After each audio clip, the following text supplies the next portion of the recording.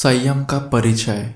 एक बार गौतम बुद्ध भ्रमण करते हुए किसी गांव में पहुंचे। इस गांव का प्रधान साधु संतों भिक्षुओं को पसंद नहीं करता था। अगर कोई साधु संत या भिक्षु गांव में आ जाता तो वो उसका अपमान करके गांव से उनको निकाल देता था। जब उसे मालूम हुआ कि बुद्ध अपने शिष्यों के साथ गांव में आ रहे हैं तो उसने गांव के लोगों को संदेश दिया कि वो अपने घरों के दरवाजे बंद रखे और बुद्ध को भिक्षा ना दे। गौतम बुद्ध को किसी ने पहले ही ग्राम प्रधान के स्वभाव से परिचित करा दिया था। गौतम बुद्ध गांव में आकर सबसे पहले ग्राम प्रधान के घर के आगे पहुंचे। गौतम बुद्ध ने भिक्षा मांगने के लिए आवाज लगाई। आवाज सुनकर ग्राम प्रधान गुस्से से भरकर घर से बाहर आया और बोला, तुम यहाँ से दफा हो जाओ। हमने क्या तुम्हारे लिए अनाज के गोदाम खोल रखे हैं जो चले आए यहाँ पर मुंह उठा के। ग्राम प्रधान ने गौतम बुद्ध और उनके शिष्यों को कई भंडुंडी गालियां भी दी। गौतम बुद्ध चुपचाप उसकी अपमानजनक बातें सुनते रहे। जब वो बोल चुका तब उन्होंने कहा, हे ग्राम प्रधान, आप मेरी एक बात का जवाब दे। यदि आपके घर आकर कोई खाना खाने की मांग करे और आप उसके लिए खाने की थाली सजा कर लाए, फिर वो खाने को अस्वीकार कर बिना कुछ खाए पिए चला जाए, तो आप उन खान पदार्थों का क्या करेंगे? क्या आप वो खान पदार्थ नष्ट कर देंगे? ग्राम प्रधान बोला, मैं उसे नष्ट नहीं करूंगा बल्कि वापस अपने घर में रख लूंगा। तब बुद्ध ने कहा, उस दशा में आपका सम्मान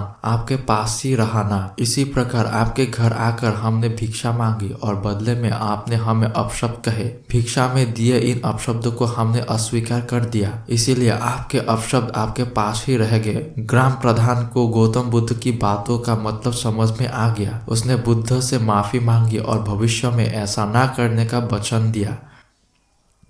इस कहानी से हमें यह सीख मिलती है कि जब हम किसी को अपशब्द कहते हैं या गाली देते हैं तो हम अपनी ही जुबान और कर्म खराब करते हैं। जिसको हम अपशब्द कह रहे हैं उसका कुछ नहीं बिगड़ता। अपशब्दों और गाली गलौज से बनते काम बिगड़ जाते हैं, जबकि संयम और मीठी वाणी से बिगड़े हुए काम भी बन जाते हैं।